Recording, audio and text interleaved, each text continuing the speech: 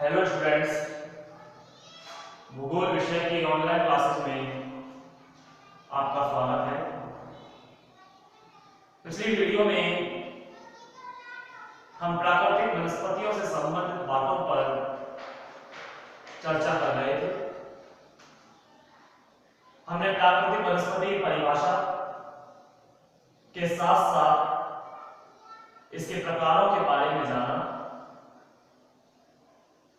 प्राकृतिक वनस्पति के 6 प्रकारों का हमने अध्ययन किया था, जो क्षेत्र, जलवायु एवं वनों के गुणों के आधार पर विभाजित थे। उष्णकटिबंधीय सदाबहार वन, जैसा हमने देखा, ये वो वन होते हैं जो हमेशा हरे भरे रहते हैं। कारण है यहाँ वर्षा की अधिकता होती है और तापमान भी अधिक बना रहता है, यानी पर्याप्त पोषण मिलने के कारण इनमें पतझड़ नहीं आता, अर्थात ये सूखते नहीं और हरे भरे बने रहते हैं। वहीं हमने दूसरे नंबर पे देखा था उष्णकटिबंधीय मानसूनी वन। ये वन उन क्षेत्रों में पाए जाते हैं जहां वर्षा 100 से 200 सेंटीमीटर के मध्य होती है, यानी वर्षा का अनुपात सदाबहार वनों के मुकाबले यहाँ पर थोड़ा कम मिलता है। पानी की कमी के कारण ये विशेष मौसम में अपने पत्तों को गिरा देते हैं। मानसून के आगमन के समय इसमें हरियाली आती है, नई नई कोपलें फूटती हैं, पत्तियां आती हैं और वृक्ष एक बार पुनः हरा भरा हो जाता है। वहीं नंबर 3 हमने पतझड़ वन या पर्णपाती वनों के बारे में पढ़ा। यहां वर्षा का अनुपात पहले 2 वनों के वर्षा के अनुपात से और भी कम पाया जाता है। यहां का वार्षिक वर्षा अनुपात 50 सेंटीमीटर से लेकर 100 सेंटीमीटर के मध्य है और तापमान भी लगभग 35 डिग्री सेल्सियस के पास रहता है। ऐसे में तापमान की अधिकता और वर्षा की कमी के कारण ये वृक्ष भी अपने पत्तों को एक विशेष मौसम के अंतर्गत गिरा देते हैं। इसीलिए इन्हें पर्णपाती यानी पत्तों को गिराने वाला कहा जाता है। वहीं नंबर 4 पे चले तो मरुस्थलीय वनों के बारे में हमने जाना। मरुस्थलीय वन मरुस्थल में पाए जाते हैं जहां वार्षिक वर्षा 50 सेंटीमीटर से भी कम होती है। यानी अगर हम देखें इन चारों वनों का जो वर्गीकरण वो मुख्यतः वर्षा के आधार पर किया गया है।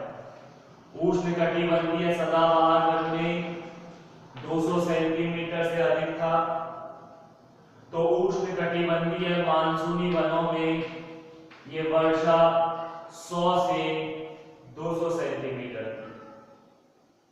पर्णपाती वनों में ये वर्षा 50 से 100 सेंटीमीटर है, तो वही मरुस्थलीय वनों के अंतर्गत वर्षा 50 सेंटीमीटर से भी कम पाई जाती है। ऐसे में वर्षा की पर्याप्तता न होने के कारण इन वृक्षों का पूरी तरह विस्तार नहीं हो पाता। छोटी झाड़ियों के रूप में, कटीली झाड़ियों के रूप में ये पाए जाते हैं। इनकी पत्तियां छोटी, मोटी एवं कटीली होती है ताकि बाष्पोत्सर्जन की क्रिया अत्यधिक ना हो सके। जड़ें पानी की तलाश में दूर दूर तक फैली हुई होती हैं ताकि पौधा जीवित रह सके। फिर नंबर 5 हमने देखा पर्वतीय वन। पर्वतों में पाए जाने वाले वन पर्वतीय वन कहलाते हैं।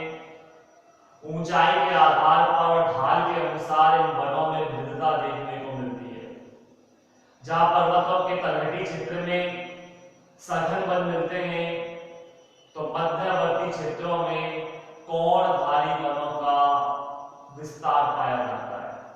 कौनधारी शंकुधारी वृक्षों को जिस तरह से क्रिसमस का ट्री होता है, इस तरह से ऐसे वृक्षों की अधिकता देखने को मिलती है, क्योंकि ऊंचाई बढ़ने के साथ साथ पर्वतीय क्षेत्रों पर बर्फ गिरने लगती है और बर्फ गिरने के कारण पौधा विकास ना कर पाए, इसलिए वृक्षों ने अपना स्वरूप बदल लिया। ऐसी स्थिति से बर्फ इनके ऊपर टिक नहीं पाती और नीचे गिर जाती है। यानी प्रकृति ने जो भी निर्मित किया बड़ा ही सोच समझ कर निर्मित किया। और फिर लास्ट में देखा ज्वारीय वन। ये वन वहां पाए जाते हैं जहां की मृदा, जहां की भूमि ज्वार भाटे के जल से सिंचित होती रहती है। ज्वारीय वनों को डेल्टाई वन, मैंग्रोव वन और दलदली वनों के नाम से भी जाना जाता है। तो इस तरह से हमने लास्ट वीडियो तक इन 6 प्रकार के वनों का वर्गीकरण किया और प्राकृतिक वनस्पति को परिभाषित किया। आज हम जो पढ़ने जा रहे हैं वो प्राकृतिक वनस्पतियों से प्राप्त प्रमुख उपजें पढ़ने जा रहे हैं कि हमें वनों से क्या क्या प्राप्त होता है। वनों से प्राप्त उपजे, उपजे मतलब उपजा, वृक्ष, फसल या कुछ भी पौधा हो वो उपजता है, मतलब उत्पन्न करता है। तो वनों से हमें क्या प्राप्त होता है जरा वो देखिए। वनों से प्राप्त उपजों को 2 भागों में बांटा गया है। एक मुख्य उपजे या मुख्य उपज और दूसरा गौण उपज। मुख्य उपज वनों से प्राप्त प्रमुख वस्तुओं में जो शामिल होती है वो है लकड़ी। वनों से ज्यादातर हम लकड़ियां प्राप्त करते हैं, इसलिए वनों की प्रमुख उपज लकड़ी है। देवदार, सागवान, शीशम, नीम, आम, बांस ये वो वृक्ष हैं जिनसे लकड़ियां प्राप्त की जाती हैं और मानव अपनी आवश्यकताओं की पूर्ति करता है। प्राचीन समय में जब ब्रिटिश शासन के द्वारा भारत में रेल परिवहन का आरंभ किया था, तो रेल की पटरियों के नीचे बिछाने के लिए जो स्लीपर काम में लिए जाते थे वो लकड़ियों के ही थे। भारी मात्रा में पेड़ों को काटा जाता था और उनकी लकड़ियों के ऊपर रेल की पटरियां बिछाई जाती थी। हालांकि वर्तमान में पेड़ों की कटाई पर रोक होने के कारण अब इन पेड़ों की लकड़ियों के स्लीपर के स्थान पर सीमेंट और कंक्रीट के स्लीपर बनाए जाने लगे हैं। आपने देखा होगा इस तरह से ये रेल की पटरी है और इसके नीचे ऐसे आयताकार स्लीपर बिछे हुए होते हैं जिन पर रेल की पटरियां टिकी हुई होती हैं। पहले ये जो स्लीपर होते थे इनको लकड़ी से बनाया जाता था, जिससे भारी मात्रा में पेड़ों को नुकसान पहुंचा। वर्तमान में इस पर रोक लगा दी। तो मुख्य उपजों में वनों से प्राप्त मुख्य उपजों में लकड़ी है और कई पेड़ जैसे देवदार है, सागवान है, शीशम है, आम है, नीम है, बांस है। ये वो पेड़ हैं जो लकड़ियों को प्रदान करते हैं। हालांकि लकड़ियां तो सभी प्रदान करते हैं, लेकिन इनकी लकड़ियां मुख्यतः उपयोग में ली जाती हैं। फर्नीचर का निर्माण हो या अन्य कोई कार्य, लकड़ियां जरूरी है। मानव का जीवन लकड़ी से ही निर्मित है। लकड़ी पर ही आधारित है। यूं कहें बालक जन्म लेता है, जन्म लेने पर जो पालना है वो भी लकड़ी का ही है, और अंतिम शैया पर जब वो लेटता है जो चिता बनाई जाती है वो भी लकड़ी की ही बनाई जाती है। अर्थात मानव जीवन पूरी तरह से लकड़ी पर आधारित है।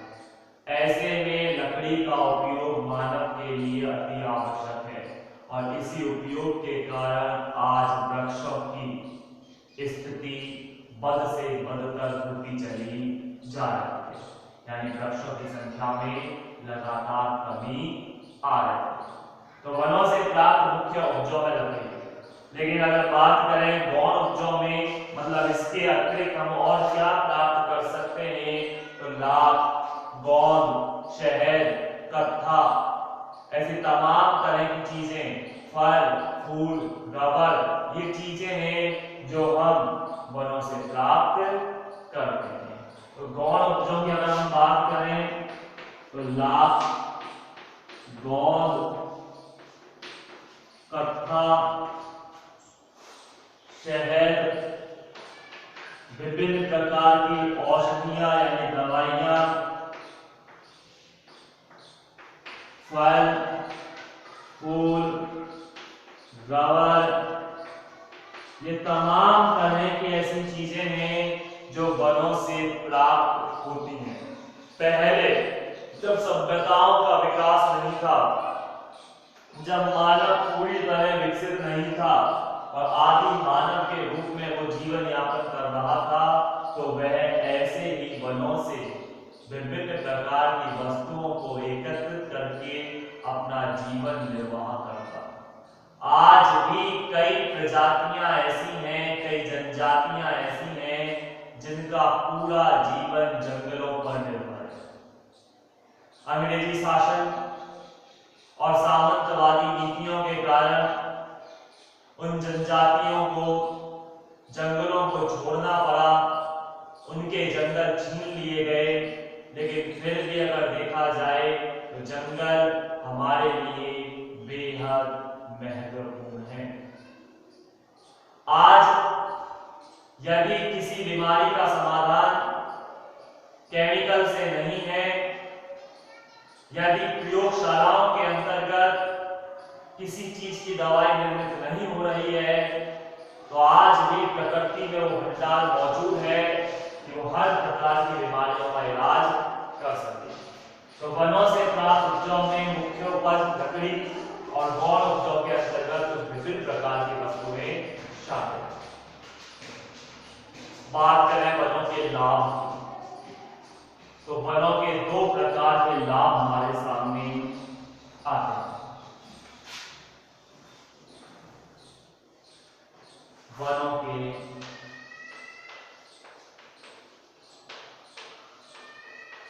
लाभ, वनों के दो प्रकार के लाभ हैं, एक प्रत्यक्ष लाभ और दूसरा अप्रत्यक्ष लाभ।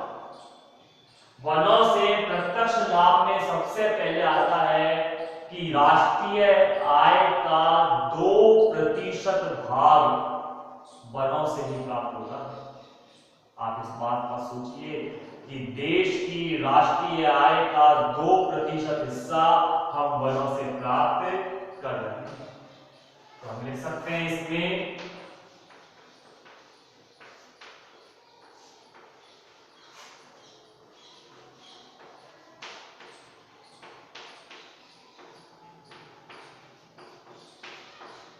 कि वनों से राष्ट्रीय आय का 2% भाग प्राप्त होता है।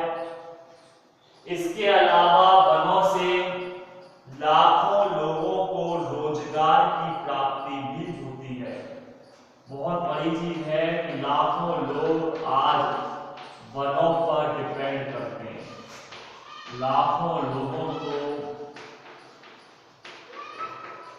रोजगार, इसके अतिरिक्त ही पशुओं को चारे की प्राप्ति भी वनों से होती है।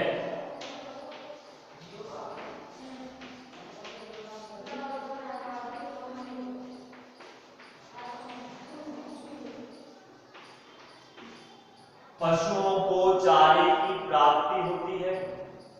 विभिन्न प्रकार के उद्योगों में कच्चे माल की आपूर्ति वनों से ही की जाती है। कच्चे माल की आपूर्ति, वनों पर कई प्रकार के उद्योग निर्भर हैं और उद्योगों में जो कच्चा माल होता है वो वनों से ही प्राप्त किया जाता है। हम पढ़ चुके हैं पिछली वीडियोस में उद्योगों के कई प्रकार होते हैं, उनमें से एक प्रकार कच्चे माल के आधार पर वन आधारित उद्योग है, अर्थात वे उद्योग जिनमें कच्चा माल वनों से प्राप्त होता है।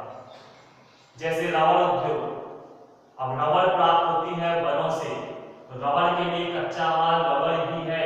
ऐसे में अगर वन नहीं है, रबर के वृक्ष नहीं है, जी हाँ रबर के वृक्ष होते हैं, रबर के बड़े बड़े वृक्ष इस तरह से होते हैं जिनमें से कट लगाकर दूध नुमा एक पदार्थ निकलता है जिसे एकत्रित किया जाता है और उससे रबर बनाई जाती है। यानी ये सब चीजें वनों पर निर्भर है। तो पशुओं को चारे की प्राप्ति होती है, कच्चे माल की आपूर्ति होती है। इसके अलावा वन्य जीवों को भोजन व आश्रय प्रदान करते हैं। वन्य जीव, जंगली जानवर जो पूरी तरह से निर्भर है वो जंगलों पर ही निर्भर है।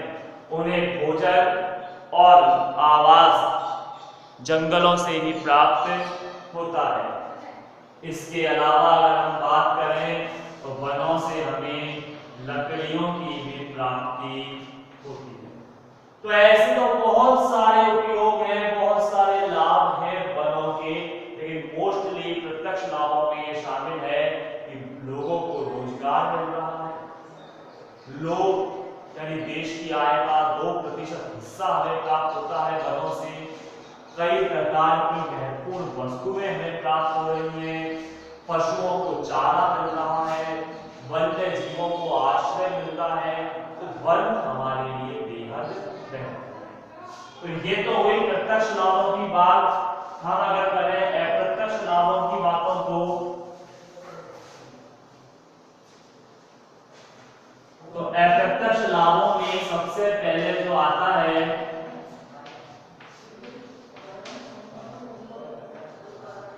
कि वन जलवायु को सम व नम बनाए रखते हैं। यानी जब वनों के कारण जलवायु में आर्द्रता बनी रहती है, नमी बनी रहती है, समानता बनी रहती है। जिस क्षेत्र में वन होंगे वहां का टेम्परेचर स्वतः ही कम होगा क्योंकि आर्द्रता वहां पर अधिक मिलती है। इसके अतिरिक्त वन वर्षा कराने में सहायक है, वन मृदा अपरदन को रोकते हैं, वन वायु प्रदूषण व ध्वनि प्रदूषण को भी रोकते हैं। बिल्कुल, वायु प्रदूषण तो आप जानते हैं कि रोकते हैं कि कार्बन डाइऑक्साइड का वह अवशोषण करते हैं और ऑक्सीजन का निष्कासन। तो जो वातावरण में CO2 फैली हुई है, कार्बन फैला हुआ है, उसे वन अब्जॉर्ब कर लेते हैं। लेकिन ध्वनि प्रदूषण भी रुकता है वनों से। पेड़ों के तनों से, डालियों से, टहनियों से जब ध्वनि टकराती है तो ध्वनि के मार्ग में एक बाधा उत्पन्न होती है। ऐसे में वन ध्वनि प्रदूषण को रोकने में भी सहायक है। तो वनों के कई प्रकार के लाभ हमने देखे, प्रत्यक्ष और अप्रत्यक्ष लाभ। लेकिन आज मानव की लालची पूर्ण प्रवृत्तियों का परिणाम यह निकल रहा है कि वनों का विनाश हुआ है। वन नष्ट हो रहे हैं, लगातार वन क्षेत्र सीमित होता जा रहा है, जंगल कटते चले जा रहे हैं और कंक्रीट सीमेंट के जंगलों का निर्माण हो रहा है। अर्थात हर तरफ पक्का निर्माण किया जा रहा है। परिणाम